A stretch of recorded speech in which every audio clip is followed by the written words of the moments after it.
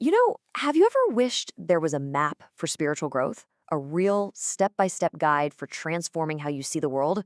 Well, today, we're going to unlock an ancient one. We're diving into a profound Buddhist text that lays out this timeless journey, all the way from that first spark of inspiration to the absolute peak of enlightenment. Okay, let's get right into it. So, the text we're exploring today is the Sutra of Great Light. It's a classic scripture from the Mahayana Buddhist tradition. But this isn't just some dry book of teachings. The way it's written, it's like a cosmic event, a massive conversation between the most enlightened beings you can imagine, all about the true nature of reality and the path to waking up. And right from the get-go, it hits you with this iconic phrase, "Thus have I heard." It's like a stamp of authenticity, right? It's designed to pull you right back in time, to put you in the audience, as if you were sitting there on the grass listening to the Buddha himself. It just sets this incredibly sacred and timeless stage for everything that's about to come. All right, so here's our plan. First up, we'll set the scene and meet the key players in this cosmic conversation. Then we're going to tackle the ultimate question. What even is reality? After that, we'll get into the real heart of it, the Bodhisattva's 10 steps, and we'll zoom in on some major milestones. And to wrap it all up, we'll look at the incredible sacred power this sutra claims to have. Okay, so let's set the scene. Our story kicks off at a place that's legendary in Buddhist history, Vulture Peak. But this isn't just some small, quiet get-together. No way. The text paints this picture of an immense assembly, beings from all across the universe, all gathered in one place to hear the Buddha, the world-honored one, share some deep wisdom. And just check out who's in attendance. You got the Buddha, of course, and he's surrounded by literally countless enlightened monks. But the real VIPs here are the great bodhisattvas. These are beings who are on the path to enlightenment, specifically to help everyone else. You got Samantabhadra, Manjushri, Avalokiteshvara. These are basically the spiritual A-listers of the Mahayana world. Their presence alone tells you that whatever's about to go down is a really, really big deal. So everyone's gathered, but it's not all just silent meditation. The whole thing gets kicked off when the Bodhisattva Samantabhadra steps up and asks the Buddha a question about the most fundamental thing you could possibly ask. And this one question just launches the entire philosophical core of the whole text. And here it is, the question that starts it all. How should the nature of reality be known? So simple, but so deep, right? It just cuts right through everything. It's not asking about rules or beliefs. It's asking, how do we see things as they actually are? This question sets the stage for absolutely everything else. Okay, so before we can really get the Buddha's answer, we gotta wrap our heads around this one key idea, Dharma Dhatu. It's a huge concept, but think of it like this. It's the ultimate fabric of existence itself. It's the total field of everything happening, everything that is, uncreated, with no beginning and no end. It's the whole shebang. So the big question is on the table. And the Buddha's answer? Well, it's pretty mind-bending. He says this ultimate reality, this Dharmadhatu, is like space. And this part is absolutely crucial. It's beyond debate. You can't argue it into or out of existence. It's not something you can hold on to, and it's not something you can push away. It just is. Vast, open, and completely ungraspable.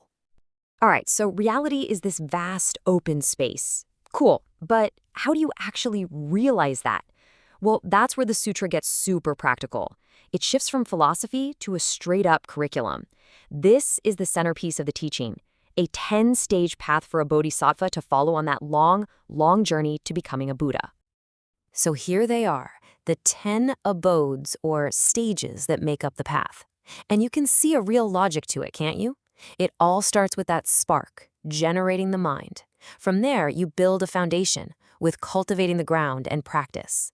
And as you progress, you develop these amazing qualities, like skillful means, all leading up to the final, almost royal stages of Dharma Prince and consecration.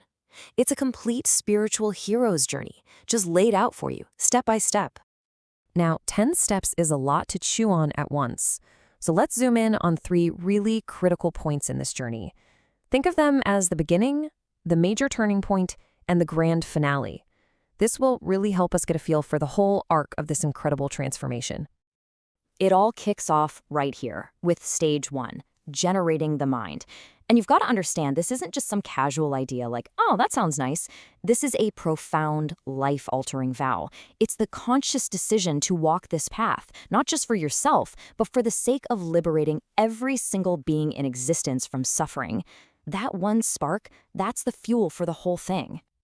Okay, now let's jump ahead to stage 7, because this one is a huge deal. It's called non-retrogression, and it's literally the point of no return. It means the bodhisattva's insight and commitment are so solid, so unshakable, that they can't fall back anymore. There's no backsliding. From this moment on, their path to full Buddhahood is an absolute certainty.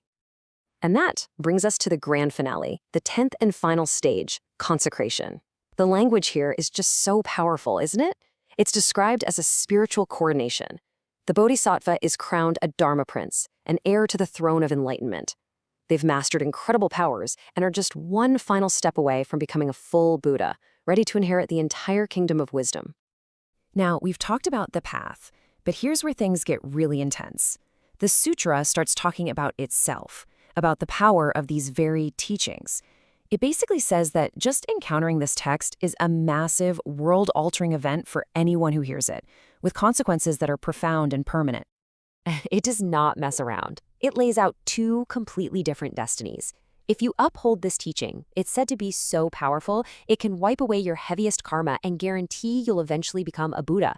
But if you reject it, well, the consequences are described in these horrific terms: blindness, hell realms, things too graphic to even imagine. The sutra is using this incredibly intense imagery to tell you this stuff matters. The stakes are as high as they get. And get this, the power it claims for itself is just wild. According to the text, you don't even have to master it or understand all of it. The claim is that just hearing the name of this teaching with an open heart is enough to plant a seed inside you that will eventually and inevitably grow into full enlightenment. That's how incredibly precious this wisdom is considered to be. So that really leaves us with a big question to think about, doesn't it? Why lay out a spiritual map in such incredible detail, from the nature of reality all the way to a 10-step curriculum, and then frame it with these massive life-or-death stakes? Well, maybe the answer is that the transformation it's offering is so profound, so valuable, that it's worth presenting as the most important choice you could ever make.